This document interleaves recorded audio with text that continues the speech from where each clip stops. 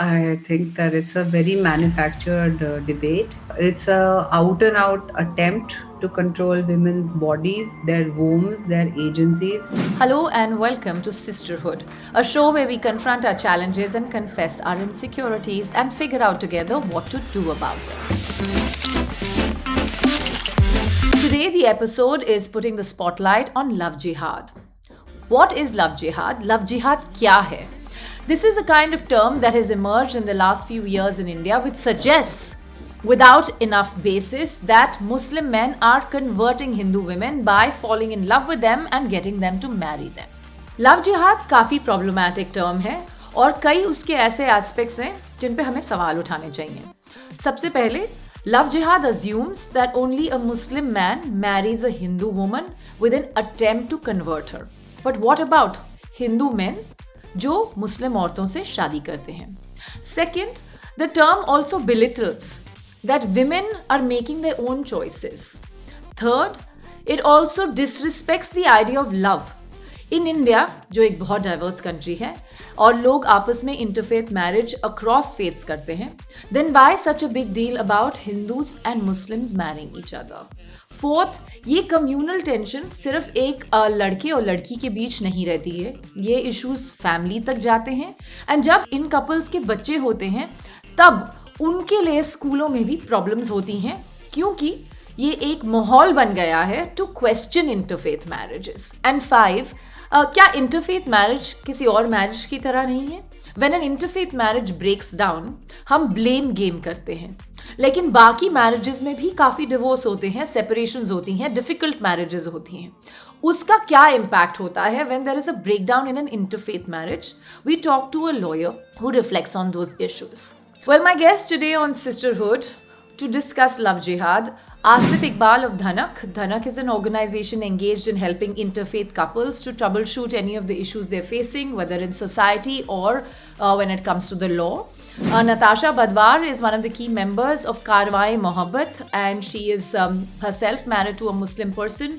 She is often seen widely criticizing any efforts around love jihad to try and demean the idea of love between any two individuals. Farah Faiz is a lawyer. She's joining us from Saharanpur. She looks at two aspects. One of them is how to rehabilitate women who have been in difficult marriages. Predominantly, her work is with Hindu women. Also joining us is Jagisha Arora. She's a young woman who has been in an intercaste marriage and she was disowned by her own family and now lives independent of them. Welcome all to the show. Natasha, first I'll come to you. And try to understand what is fundamentally the term love jihad. How do we understand it? सबसे basic terms में इसका मतलब क्या है? It's one of the most unfortunate terms I have heard in my life. That's love and jihad, war. Why are these words together anyway? I mean, the origin of it is really from Kerala, where some fundamentalists were opposing to marriages between Christians and non-Christians, and they termed it love jihad. It has traveled north. So the propaganda that this is some kind of a nationwide movement in which young boys are being indoctrinated, Muslim boys are being indoctrinated to go and entice Hindu women. So first of all, you're insulting young Muslim boys because they clearly have nothing else to do. You're insulting Hindu women because they can be enticed by a date. You are insulting the very idea of love. The concept of love marriage in our culture traditionally has been frowned upon. You don't even have to break any barriers. And riding on that, we have come with this concept where you want to criminalize Muslim males and you want to infantilize women by saying that they have no agency. So Asif, I would like to come to you and ask you, with your work at Dhanak, the love jihad conversation in the country over the last 18 months would have really impacted many interfaith couples. Are you seeing such conversations come to you for help and support systems? I will start with a simple example how it is impacting the society. 2003, when we moved to our house in UP, few boys who are quite politically strong and they are known over there, they came with a register in their hand that we are doing a survey.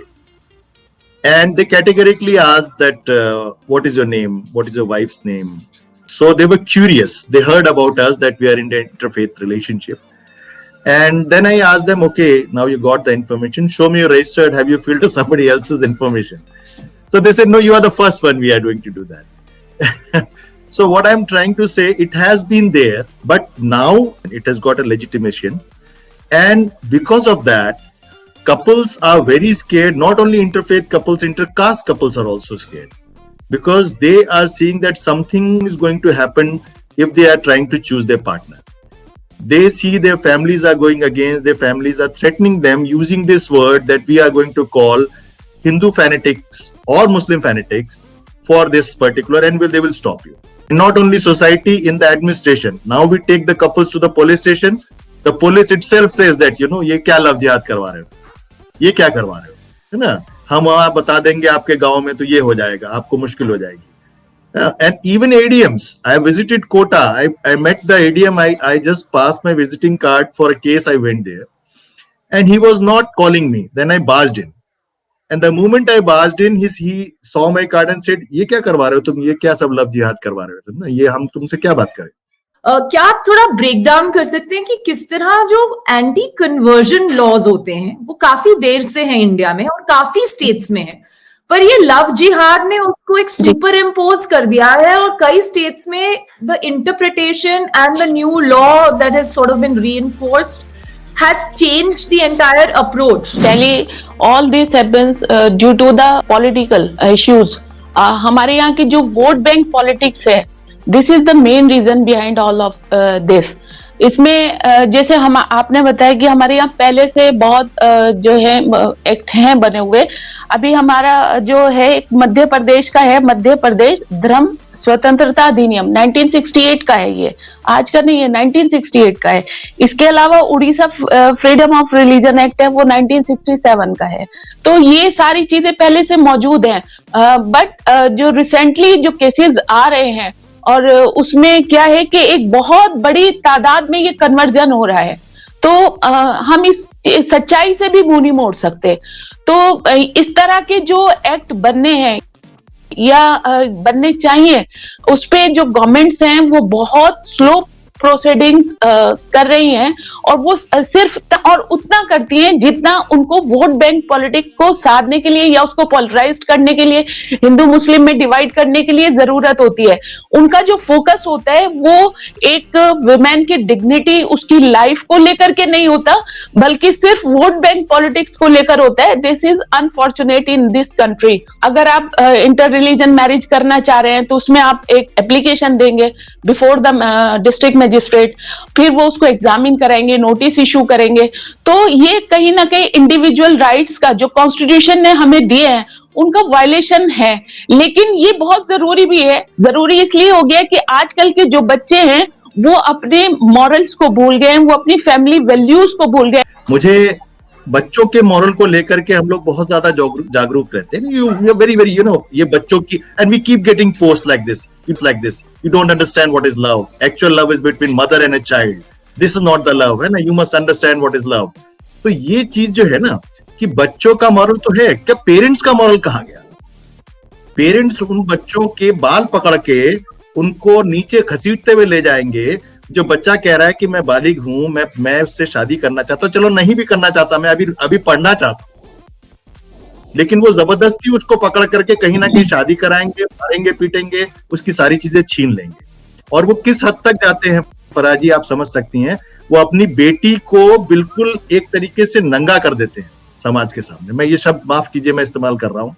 Natasha, actually unconstitutional, which the Allahabad High Court itself is striking down. The Calcutta High Court has given a judgment that if you are a major, if you are an adult in this country, you can choose who you want to marry and you can choose to convert to whichever religion you want to.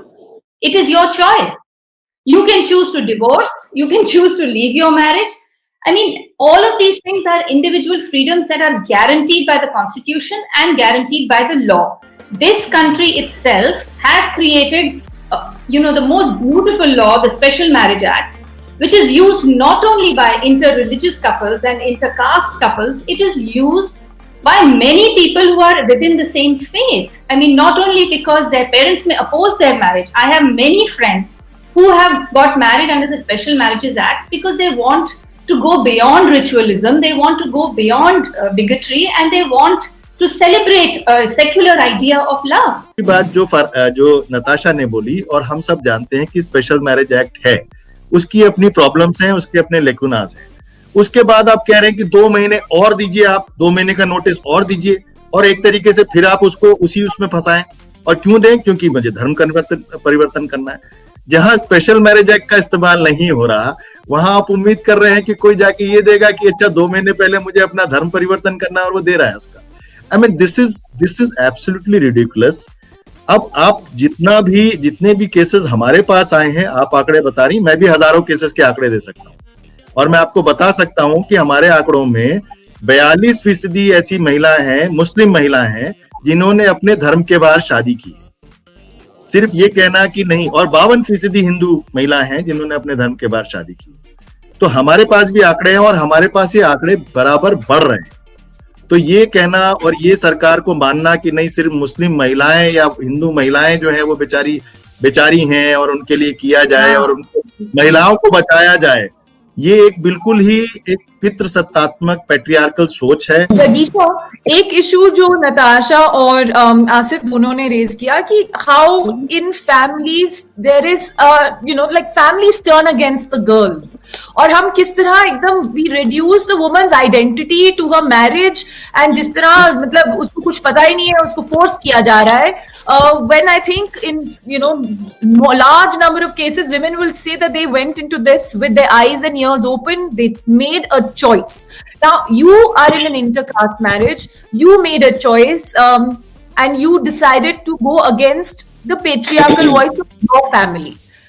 How difficult was it? What was that struggle like? Because I imagine that is the struggle of many women in the country today. पहले जो हम family से permission लेते थे कि हम शादी करें, तो फैमिली नाराज होती थी या घर से निकाल देती थी, या हमें बहुत सारे केसेस में तो ऑनर किलिंग भी होती है। हम ये क्यों भूल जाते हैं कि ऑनर किलिंग नहीं होती है कि हमारे समाज में, वो हमारे समाज का ही एक हिस्सा है ऑनर किलिंग। एक वुमेन की जो एजेंसी है, ये एक औरत अपनी मर्जी से, जो उसे कॉन्स्टिट्यूशनल राइट मिल रखा है कि वो अपनी मर्जी से कोई पार्टनर नहीं चुन सकती, क्या उसके पास इतना दिमाग नहीं है? और यहाँ तक बात रही कि लॉ की, हमारे पास आईपीसी की धारा में 493 में पहले से ही है कि अगर कोई फोर्सफुली कुछ करता है तो उसको जेल हो सकती है। ठीक है, अलग से लॉ लाने की जरूरत नहीं थी। ये सिर्फ पॉलिटिक्स के लिए किया जा रहा है, वोट बैंक के लिए किया जा रहा है। आप बता रही थी कि आप काफी हिंदू विमेन के साथ काम करती हैं, but also with some Muslim women who have separated and have had difficult interfaith marriages. दोनों औरतों के तौर पे आपने किस तरह के एग्जाम्पल्स देखे हैं? क्या उनके चैलेंजेस होते हैं, और वो सोसाइटी में वापस एक्सेप्टेंस कैसे पाती हैं? देखिए, सोसाइटी में एक्सेप्टेंस जो है वो बहुत बहुत बहुत ज्यादा डिफिकल्ट होता है। ये सब चीजें कब समझ में आती हैं किसी भी लड़की को? वो जब वो शादी का एक फेज गुजर जाता है, और जो शुरुआत होती है वो डोमेस्टिक वायलेंस से होती है। जब घर में हर जगह डोमेस्टिक वायलेंस के जो केसेस हैं वो सबको पता ही है, चाहे वो इंटरकास्ट मैरिज हो ना, इंटर रिलीजन मैरिज हो ना भी हो, हर जगह ये इशू रेज हो ही जाते हैं। For women to not have agency in their marriage is across love marriages, arranged marriages, all kinds of marriages. ये तो हमारा देश का, हमारे समाज का मूल इशू है कि उसके पास जब तक वो बेटी है तब तक कोई अधिकार नहीं है कि तुम तो पराई हो, और जब वो बहू हो जाती है तो तब तो उसके पास रत्ती भर। ये तो हमारे, इनको हम गुड वैल्यूज कहते हैं। अच्छी लड़की कौन होती है? हमेशा माँ बाप की बात मानती है। अच्छी लड़की कौन होती है? सास ससुर की सेवा करती है। ये है फैमिली वैल्यूज। इन्हीं फैमिली वैल्यूज के चलते ऑनर किलिंग होती है, ब्राइड बर्निंग होती है, डाउरी किलिंग होती है। और अगर मतलब if really you have in your heart the best interest of the women of India, then come forward and talk about all of these issues without trying to, focus on one community and one kind of marriage. I am saying that कि आपने ये bold step उठाया है, तो अब आप इसको निभाइए। आप तमाशा मत बनिए बिफोर द सोसाइटी, आप एक तमाशा मत बनिए। I just want to add one thing, जो ये बोल रहे हैं कि आपको निभाना ही है। अरेंज मैरिजेस में भी यही होता है कि वुमेन को बोला जाता है कि आपको निभाना ही है, चाहे कुछ भी हो जाए। अगर आपने लव मैरिज कर ली तो इसका मतलब आपको निभाना ही है, चाहे आपको लव मैरिज के बाद में आप दोनों की नहीं बनी, अगर आप दोनों डोंट गेट अलोंग तो क्या हम डाइवोर्स नहीं ले सकते? और डाइवोर्स इतना स्टिग्मेटाइज क्यों कर रखा है लोगों ने? I don't understand. दो लोग खुश भी रह सकते हैं ना इंडिविजुअल, मतलब लव मैरिज हो जाती है तो लोगों को लगता है कि सोसाइटी को लगता है कि भाई तुम निभाओ। जैसे मेरे पेरेंट्स मुझे कहते हैं कि तुम्हें निभाना ही है, अब तुम्हारे ऊपर है ये सब कुछ, अब हमारे ऊपर नहीं है, अब तुम हमारे पास मत आना। शैली, इसमें बार बार जो भी मैंने बात कही है वो जो प्रैक्टिकल लाइफ में फेस करनी पड़ती है, मैंने उसके नजरिए से आपको ये बात रखी है। चाहे आप इसको मेरा तंग नजरिया कह लीजिए, लेकिन ये प्रैक्टिकल ट्रूथ है, ये हमारी सोसाइटी का। हमें थोड़ा तो तंग होना ही पड़ेगा अगर हमको कोई चेंज लाना है। और अगर सोसाइटी पेट्रियार्कल है और हमने शुरू से ही देखा है कि जो फादर है ही डिसाइड्स एवरीथिंग और his religion decides everything, maybe it is time to just change this. Maybe if we all question it, वो बदलेगा। I really appreciate you all joining us and thank you for your very frank, realistic and honest views on the show. Thank you. I also spoke with feminist economist Devaki Jain, who says she's grieved by the situation and the kind of outcomes that various laws on love jihad are leading to. Here are her very strong views on the matter. I was little hesitant in bringing the word love jihad into this program because it is such a politically hot word. I mean, it's such nonsense, really. And it's so clearly conservative fundamentalism. And you can imagine a person of my age, the generations that I've been through, having now at this point to confront India of this kind. I mean, the India that we got in 47, 55, and I was already a graduate in 1953. That is hundreds of years ago, really. To find that we have come to this point, which used to be Cromwell and others in England, where they had Catholics fighting Protestants and putting people into hanging them for not believing in something or the other. We broke away from that, and other countries fortunately have also broken away. Christianity stopped being the kind of final holding chain for all of us. Hinduism was such an open, and you didn't even have to go to a temple to be a Hindu. You just have to pray inside your heart for Gayatri or whatever the japam is. And here we are going back to God knows what century. I don't think any century in India was as bigoted as what we are facing today. We also got you more perspectives on this issue. Take a look at these. I think that it's a very manufactured debate. It's a out and out attempt to control women's bodies, their wombs, their agencies. If you look at the people who are constantly talking about this, often they give ridiculous statements like the consent of the woman doesn't even matter as long as her family is okay with it.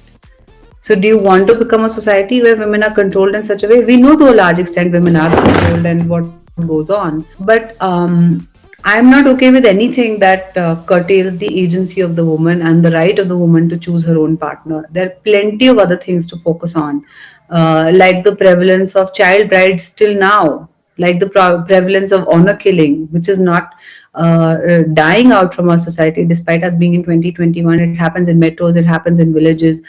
There's plenty of other things that one can focus on with respect to women, but this is certainly not that.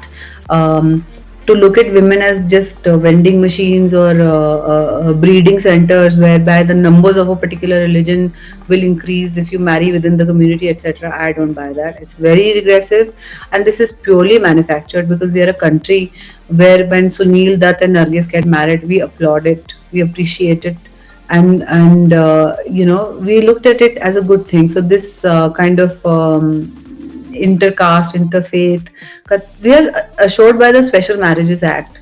So this attempt to control women's bodies and their desire to pick a man of their choice is something that I think is unconstitutional and inhuman. and deeply misogynistic.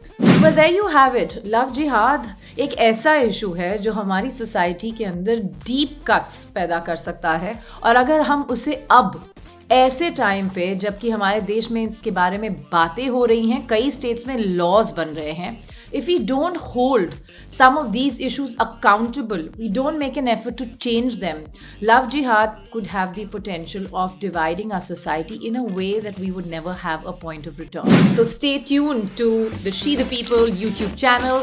Click on that bell icon to subscribe to us, and we look forward to keep at it, bringing new issues, new elements, new discussions, new faces, new voices to discuss the world that is shaping right before us.